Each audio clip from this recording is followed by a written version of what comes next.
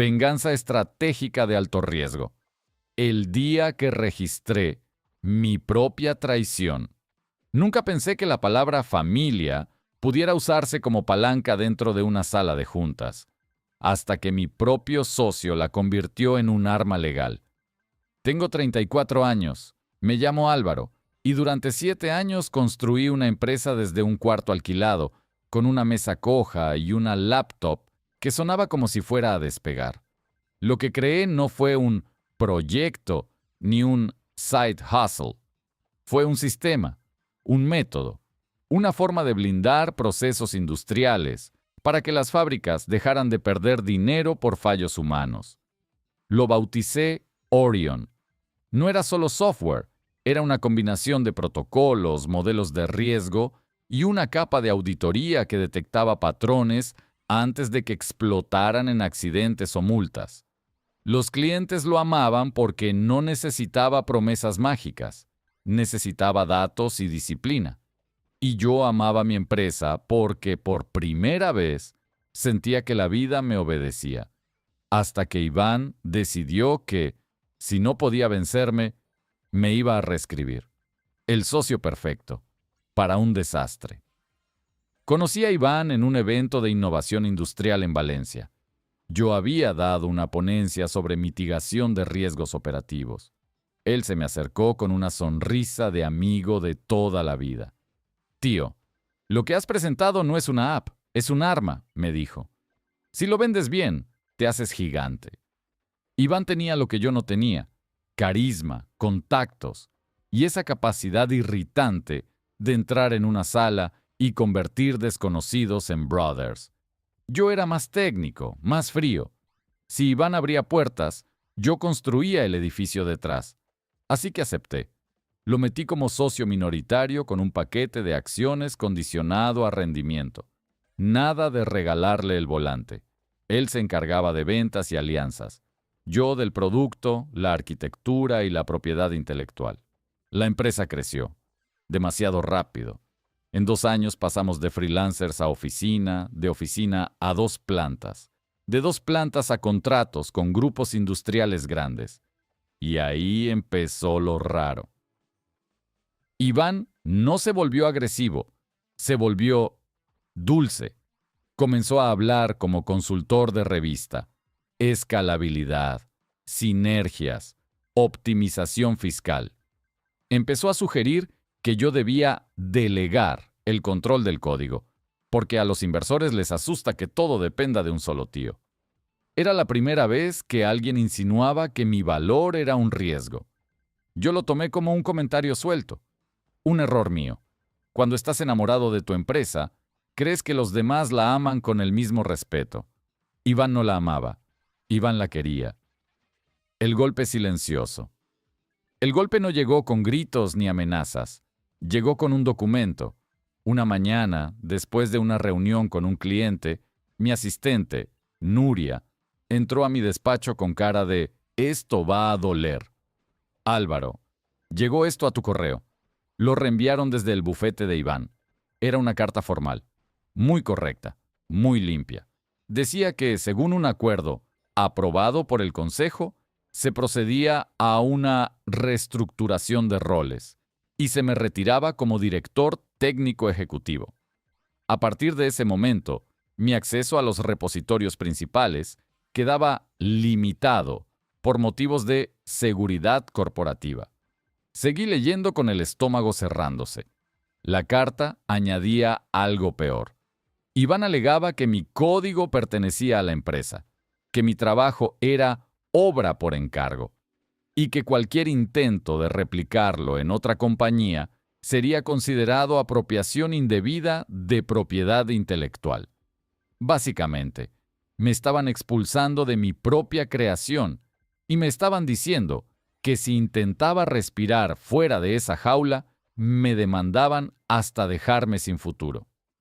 Me levanté, fui directo a su despacho y lo encontré con una sonrisa triste, como si estuviera consolando a un cachorro. «Álvaro, no lo tomes personal», dijo. «Es crecimiento. Los inversores quieren estructura. Necesitamos un CTO corporativo». Yo soy el CTO, respondí, sintiendo la sangre en las orejas. Yo hice Orion. Y lo hiciste aquí, dijo señalando el logo de la empresa en la pared. Con recursos de la empresa. En horas de la empresa. Con contratos de la empresa. Con clientes de la empresa. No eres la empresa, Álvaro. La empresa es la empresa. Ese fue el momento exacto en el que entendí que Iván llevaba meses preparándolo. No era impulso, era estrategia. Lo miré y solo dije, ¿de verdad vas a hacer esto? Él suspiró, teatral. No es hacerte esto, es proteger lo que construimos de decisiones impulsivas. Me dieron ganas de partirle la cara. No lo hice, porque ahí comenzó mi venganza. No una venganza de gritos, una venganza de papeles, fechas, contratos y códigos. La trampa del socio, que se creyó dueño. Lo primero que hice no fue buscar un abogado, fue buscar la verdad. Pedí a Nuria que me imprimiera todo: contratos, acuerdos de socios, anexos, correos de inversión, actas de reuniones. Le pedí que lo hiciera sin levantar sospechas, como quien prepara un cierre de trimestre. Esa noche me quedé solo en la oficina, con café frío. Revisé cada página como si fuera una autopsia, y encontré la grieta. Iván había usado un acuerdo aprobado por el consejo. Pero ese consejo no existía legalmente. Éramos una sociedad limitada con 2 socios principales. El consejo formal nunca se constituyó ante notario. Habíamos hablado de hacerlo cuando creciera la empresa. Y como idiota, yo lo había pospuesto. Así que Iván había creado un consejo en papeles internos, con actas firmadas por 2 empleados que él manejaba, para simular autoridad corporativa. Era un castillo de cartón, pero aún así podía hacerme daño, porque el sistema real no depende solo de lo correcto, depende de lo que parezca correcto hasta que un juez diga lo contrario. Entonces hice lo segundo, comportarme como un hombre derrotado. Volví a casa esa noche, abrí una botella de vino y dejé que mi novia, Claudia, me viera como nunca, roto. No le conté todo, solo lo suficiente para que supiera que no podía confiar en nadie del trabajo. ¿Qué vas a hacer?, preguntó. Voy a perderlo todo, o voy a ganar de la forma más fría posible, le dije. Ella me miró sin miedo. Entonces gana. El abogado, que no tenía paciencia para dramas. Al día siguiente llamé a un despacho especializado en propiedad intelectual y litigios corporativos. Me atendió Sergio Llorente, un abogado de esos que hablan poco y piensan como si tuvieran un tablero invisible en la cabeza. Le di los documentos, le conté la historia y, lo más importante, le conté lo que Iván quería lograr. Sergio no me interrumpió, solo subrayaba cosas con un bolígrafo. Cuando terminé, levantó la vista. Tu socio te ha hecho una jugada típica de manual, pero con errores, dijo. ¿Qué tan jodido estoy? Depende de si quieres justicia o si quieres control. Quiero las 2. Sergio sonrió por primera vez. Eso cuesta más, pero se puede. Me explicó algo clave. Si yo atacaba de frente diciendo «me robaron», Iván tenía tiempo de borrar, reescribir, blindar. Si yo iba a la guerra, debía hacerlo con una ventaja: información. Y entonces Sergio dijo la frase que cambió todo. ¿Tú registraste Orion a tu nombre antes de meterlo en la empresa? Tragué saliva. Registré partes. Documenté versiones. Tengo pruebas de desarrollo previo. Y tengo algo más. Sergio alzó una ceja. ¿Qué? Una caja negra, dije. Un sistema de auditoría que registra cada modificación importante. Lo hice por seguridad y porque no confío en humanos. Sergio dejó el bolígrafo. Álvaro, si eso es real, acabas de describirme un ancla de oro. La caja negra Orion era potente, pero yo tenía una obsesión. Si el software iba a tocar procesos industriales, debía ser auditable. Así que diseñé un módulo interno, invisible para el usuario, que registraba huellas de cada despliegue y cada decisión crítica. No eran logs normales, eran registros firmados criptográficamente. Si alguien cambiaba el comportamiento del sistema y luego decía, siempre fue así, la caja negra podía demostrarlo. Era mi seguro contra errores. No sabía que sería mi seguro contra traición. Sergio me pidió 3 cosas. Demostrar que el módulo era mío y anterior a Iván. Probar que Iván me quitó acceso sin causa legítima. Conseguir evidencia de que Iván planeaba apropiarse de Orion para venderlo. La tercera era la difícil, porque Iván no era tonto, solo era arrogante, y la arrogancia siempre deja huellas. El teatro del hombre que acepta. Esa semana hice lo que más me costó. Me tragué el orgullo. Me presenté en la oficina como si hubiera aceptado mi destino. Evité confrontaciones. Sonreí con cansancio. Me dejé ver como el genio técnico que no entiende de negocios. Iván lo disfrutó. Me invitó a un café, como si estuviéramos en una película, donde el villano necesita un monólogo.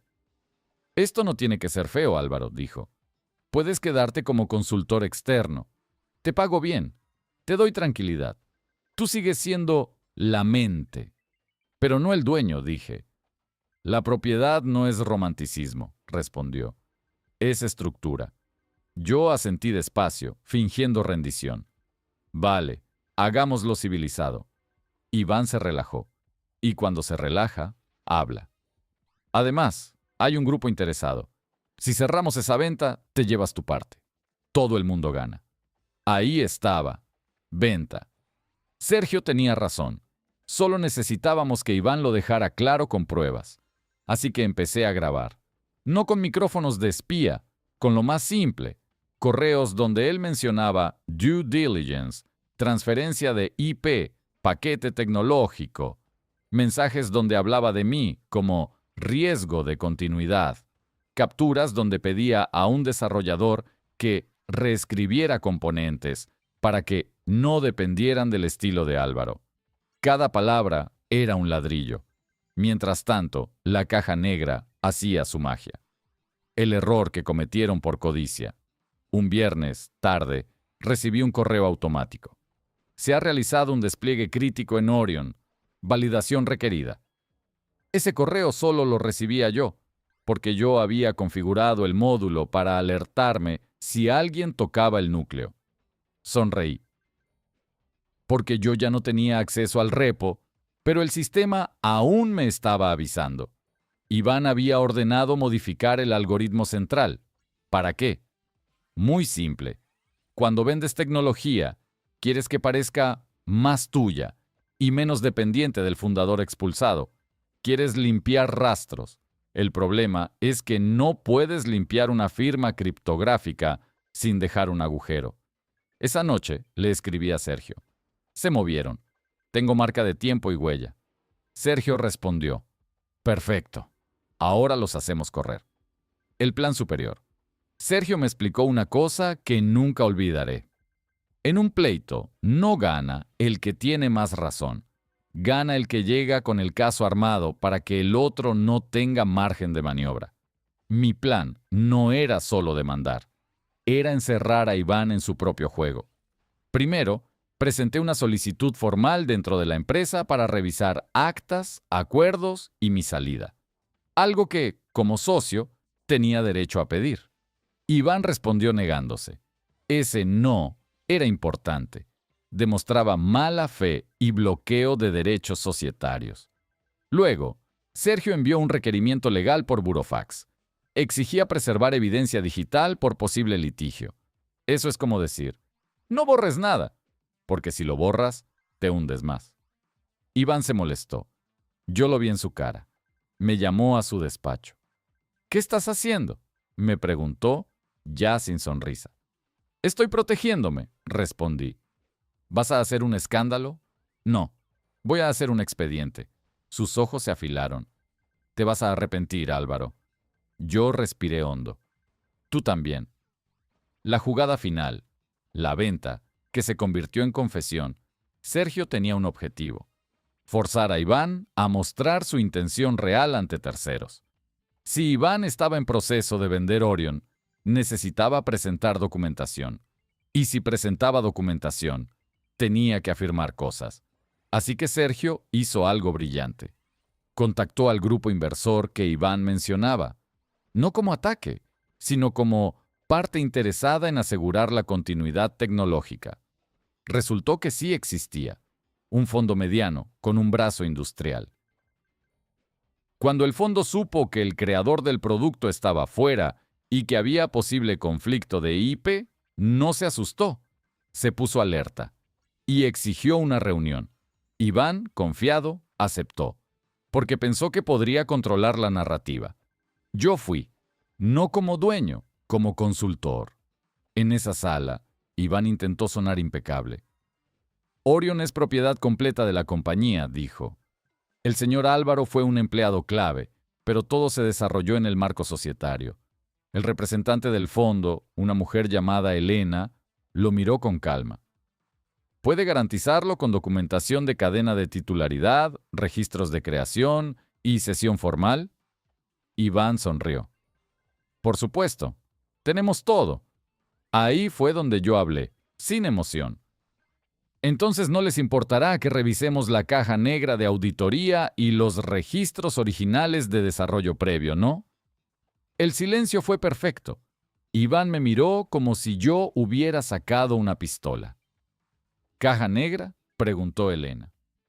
Un módulo de auditoría que registra modificaciones críticas, fechas, huellas y firmas, expliqué. Diseñado para evitar fraude interno y manipulación de versiones. Elena se giró a Iván. ¿Eso existe en el sistema? Iván tragó saliva.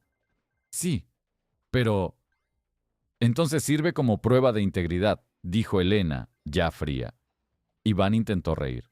Claro, no hay problema. Yo asentí despacio.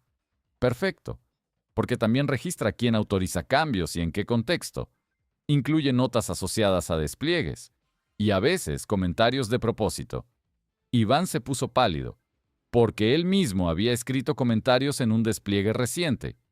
Eliminar dependencias del fundador. Preparar paquete. Yo lo sabía. La caja negra me lo había mostrado.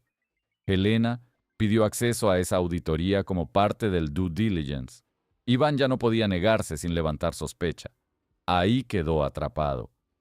Cuando el legalismo se convirtió en jaula. 2 días después, el fondo envió un correo formal. Pausaban negociación hasta esclarecer propiedad intelectual. Eso era mortal para Iván, porque su plan dependía de esa venta. Y entonces, como los cobardes, intentaron lo fácil. Me mandaron una oferta, una compensación para que firmara un acuerdo de confidencialidad y renuncia de reclamaciones. Dinero decente, una cifra que, en otro contexto, habría sido un premio. Sergio se rió. Esto es la confesión de que están asustados. Yo no quería dinero. Yo quería que Iván entendiera, con claridad quirúrgica, lo que se siente cuando alguien intenta borrarte. Así que le respondimos con una demanda. No inmediata, no explosiva. Una demanda precisa. Impugnación de actas falsas, restitución de funciones societarias y medidas cautelares para impedir transferencia de IP o venta de activos. Además, incluimos el punto más venenoso, fraude documental por simular un órgano de gobierno inexistente. Eso no era solo civil. Eso olía a penal. Iván entró en modo pánico. Empezó a llamar a empleados, a buscar culpables, a intentar convencer a gente de que yo era inestable. Lo sé porque Nuria me lo contó, temblando. Está diciendo que te volviste loco y que quieres destruirlo todo, me dijo. Yo la miré con calma. Nuria, no voy a destruir la empresa. Voy a destruir la mentira. El juicio real. No en el tribunal, sino en el correo. Hay una parte del proceso legal que nadie muestra en películas. El intercambio de documentos. La fase donde los abogados piden y reciben evidencia. Ahí es donde mueren los arrogantes. Porque Iván no sabía algo. Yo no solo había creado Orion. Yo había creado el mapa de sus venas. Cada fecha, cada versión, cada correo, cada decisión técnica. Y la caja negra, cuando llegó al expediente, hizo lo suyo. Mostró que Iván había ordenado cambios con intención explícita de desvincular al fundador. Mostró que se habían reescrito módulos sin entenderlos, generando vulnerabilidades. Mostró intentos de limpiar rastros. Y lo más hermoso, mostró que mi salida no era seguridad, era control. El juez, al revisar la solicitud de medidas cautelares, hizo preguntas simples. ¿Por qué se le retiró acceso al creador principal sin un informe independiente? ¿Dónde está el consejo formal que aprueba esto? ¿Por qué se intentó vender el activo sin resolver una disputa de titularidad? Iván no tuvo respuestas sólidas, porque la verdad, cuando está bien documentada, no necesita gritar. El día que Iván se quedó sin máscara, la audiencia de medidas cautelares fue corta. No fue un espectáculo, fue un trámite brutal. El juez ordenó suspensión de cualquier intento de transferencia de propiedad intelectual, restitución de mis derechos de acceso como socio para auditoría, nombramiento de un perito independiente para revisar cadena de desarrollo y titularidad. Iván salió de esa sala como si lo hubieran vaciado. Al salir, me intentó hablar a solas. Álvaro, podemos arreglarlo, dijo, con voz ronca. Fue presión, inversores. No lo entiendes. Yo lo miré sin odio. Eso fue lo que más lo asustó. Sí lo entiendo, respondí. Entiendo que quisiste el producto sin la persona. Entiendo que creíste que yo era un archivo que podías mover de carpeta. Estás destruyendo todo por orgullo. Negué con la cabeza. No, lo estoy salvando de ti. La jugada que lo terminó de hundir. Aquí viene lo que nadie vio venir. El perito revisó el sistema y descubrió algo que Iván había provocado sin saber. Cuando intentaron reescribir módulos para independizarse, rompieron parte de la lógica de auditoría. Eso generó inconsistencias. Y esas inconsistencias, en una empresa que vende seguridad y cumplimiento, son veneno. El fondo inversor se retiró oficialmente. Varios clientes grandes comenzaron a preguntar, ¿qué está pasando? Porque la industria huele la sangre. La junta interna, esa que Iván inventó, se desmoronó cuando un empleado admitió que firmó actas sin entender. Y entonces llegó la estocada final. Uno de los clientes pidió una auditoría externa por riesgo reputacional. Encontraron vulnerabilidades introducidas en la reescritura. Iván había querido limpiar el ADN del producto y terminó contaminándolo. Sergio me llamó una noche. Tu socio está acabado. Quiere negociar. ¿Qué propone? Que le compre su parte, que se vaya. Yo me quedé en silencio, no porque fuera difícil decidir, sino porque me di cuenta de algo. Yo ya había recuperado el control sin gritar. Ahora solo faltaba cerrar la puerta. La negociación. Sangre fría y firma firme. Nos sentamos en una sala neutral. Iván llegó con otro abogado, uno caro, con reloj más caro todavía. Iván no me miraba a los ojos. Podemos resolverlo sin más daño, dijo su abogado. Sergio respondió sin emoción. El daño lo causaron ustedes. Lo que hacemos ahora es reparar y proteger. Iván carraspeó. Álvaro, quizá me equivoqué en el enfoque. Yo sonreí levemente. No te equivocaste, elegiste. Hicimos números, condiciones, cláusulas. Yo compré su parte a un precio que, para él, fue una derrota. No porque fuera ridículo, sino porque era muy inferior a lo que él soñó con la venta al fondo. Además, firmó una cláusula de no competencia y una renuncia a cualquier reclamación futura de autoría.